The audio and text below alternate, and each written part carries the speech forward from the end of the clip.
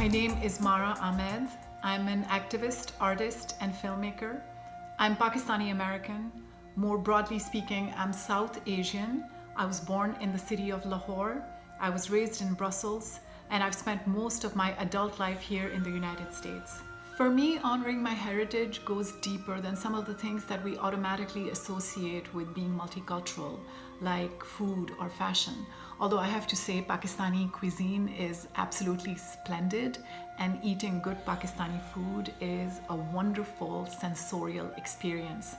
Pakistani clothes are also stunning. In fact, I'm so obsessed with some of the beautiful fabrics that are produced in South Asia that I use them frequently in my work. But heritage goes deeper.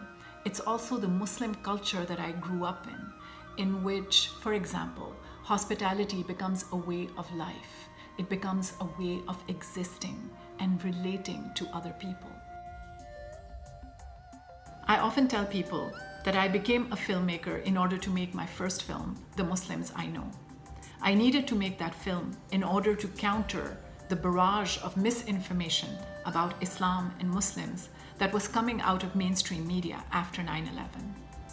It seemed like a lot of people were talking about us and at us, but we were not allowed to be a part of that conversation. In fact, we were deliberately shut out of that discourse.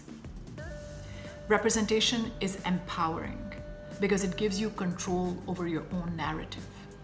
So I decided to make a film that would provide a platform to American Muslims where they would be able to speak for themselves. I knew that this act alone would change the parameters of the language and politics in which Muslims felt that they were trapped. It would give them a voice.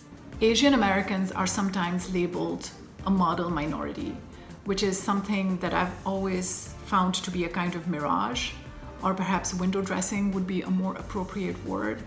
Let's not forget the Chinese Exclusion Act of 1882, which set the stage for the Muslim bans of today. It is grounded in the same racist idea that certain ethnic groups should not be allowed to immigrate to the US because they're not capable of assimilation and would corrupt American culture. The recent COVID-19 pandemic unleashed a series of hate crimes against Asian Americans, and it debunked this myth of the model minority and all the privileges that it promises.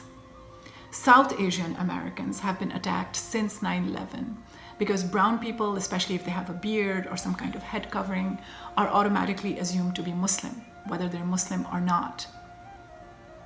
And Muslim itself has become an extremely racialized category that has almost nothing to do with religion. So we still have a very long way to go before we can claim that we live in a just and equitable society.